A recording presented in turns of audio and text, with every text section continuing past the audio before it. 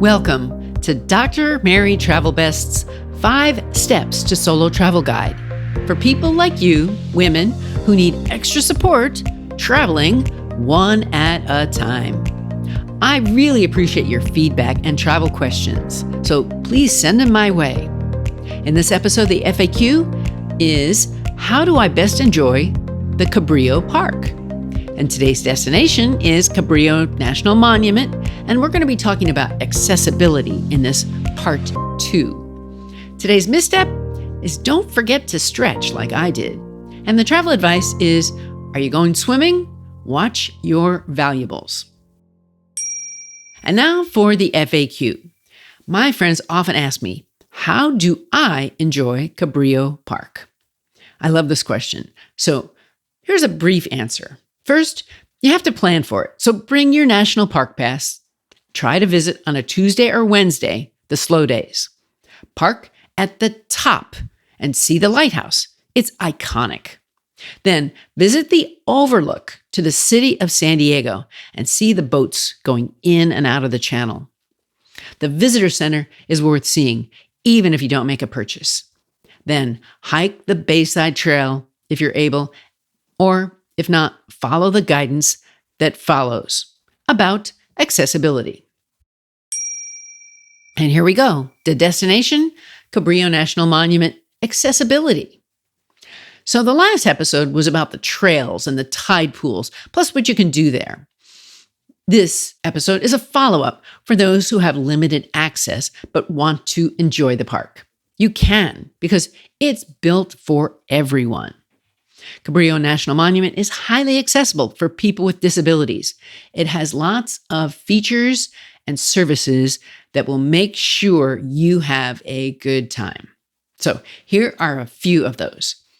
First of all, accessible pathways and facilities. So we've got paved walkways, restrooms, water fountains, and seating areas that are accessible to visitors with mobility concerns. And then there's parking. So there's designated accessible parking areas, including spots near the lighthouse, which can be requested at the gate. And then there's assistive equipment. So wheelchairs are available for use to help visitors navigate the park. If you ask for a pass, you can drive to the lighthouse at the entrance to the visitor center, so you won't have to walk. And then there's visual and auditory accessibility. For visitors with vision loss, the park offers tactile models, audio-described films, tactile maps, and audio wayside signs. Braille users can utilize tactile maps and guides with a talking pen. For deaf and hearing loss accommodations, services include ASL interpreters, signing rangers, open caption films, assisted listening devices, and one-way portable microphones. For cognitive concerns, the park provides quiet areas, sensory-friendly options, and clear signage to make the visit more pleasant and stress-free for visitors with cognitive concerns. Now, let's talk about service animals. The park does welcome service animals with specific accommodations and facilities available to ensure a safe environment for both the visitor and their companion. Regular pets are unfortunately not welcome here.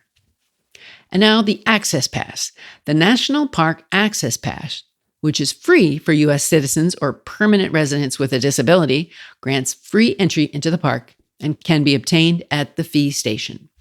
And then as far as overall accessibility, to summarize, this park has been highly rated for its accessibility with paved paths, accessible trails, and well-marked signage. So come on, everybody. Enjoy the natural, historical, and cultural parts of Cabrillo National Monument. And now for today's misstep, I forgot to stretch. I ended up with a very sore back on a big hike day. If I had stretched like I usually do, I would not have had this issue. So do the stretch first. And now today's travel advice. If you're going swimming, leave your valuables at the hotel. It's not wise to bring your valuables to the beach and then go swimming. It's common sense, but so many people forget this and don't prepare.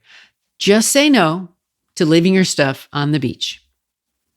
I want to bring meaning to your future travelers. And so you can sign up for the newsletter or any of my social media, and you can subscribe to all these things. I've got the 5 Steps to Solo Travel series on Amazon and lots of show notes so you can connect. Hey, and if you could you support this podcast with a review? Thank you.